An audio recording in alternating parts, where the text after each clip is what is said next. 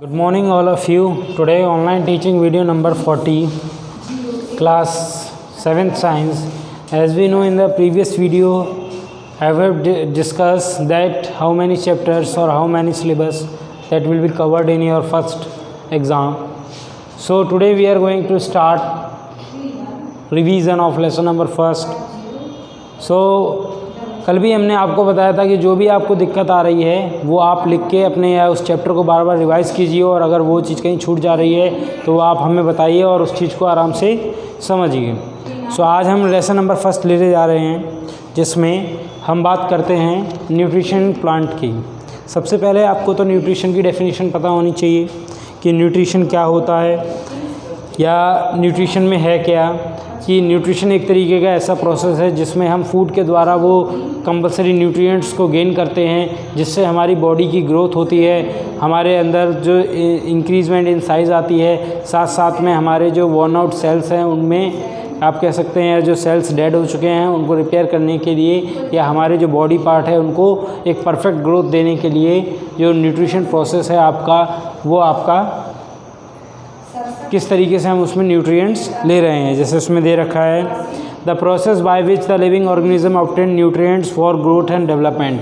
Growth और development के लिए जो न्यूट्रिएंट्स हम ले रहे हैं, और वो प्रोसेस जो न्यूट्रिशन लेने का प्रोसेस है वो कहलाता है आपका न्यूट्रिशन।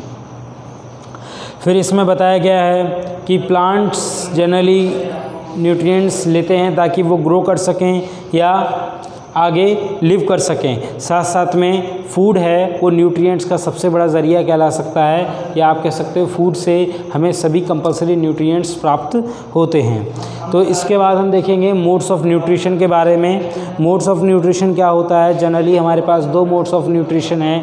एक होता है आपका ऑटोट्रॉपिक न्यूट्रिशन, एक होता है हेटरोट्रॉपिक।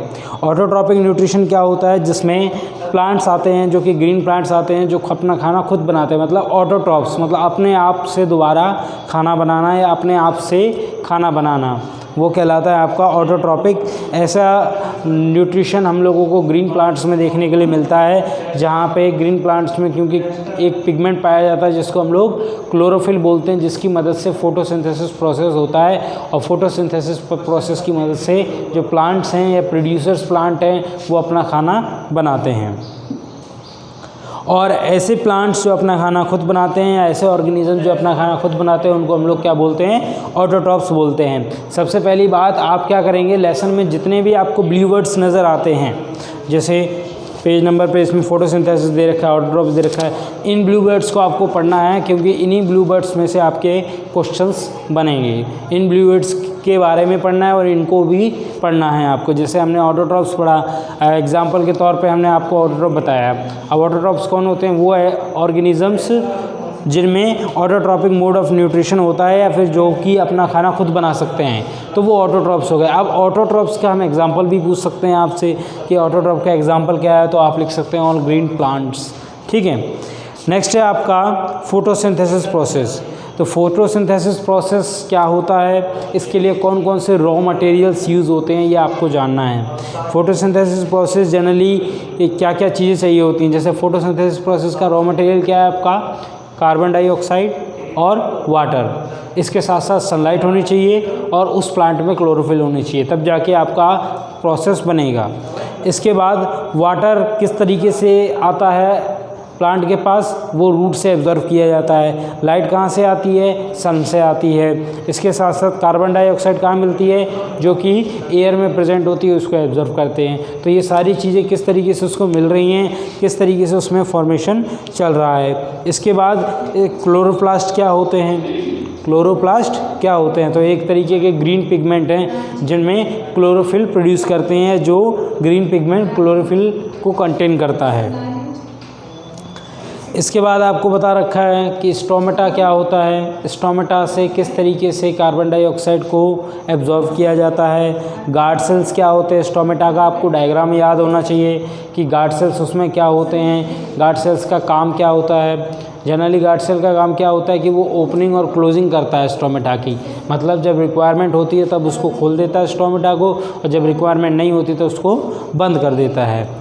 इसके बाद फिर हमें देखना है कि जो फूड प्रोड्यूस होता है फोटोसिंथेसिस के अंदर उसको हम लोग क्या बोलते हैं, उसको हम लोग स्टार्च बोलते हैं। और स्टार्च क्या होता है, एक तरीके का क्या है, स्टार्च एक तरीके का कार्बोहाइड्रेट है, ये भी आपको इसमें देखना है।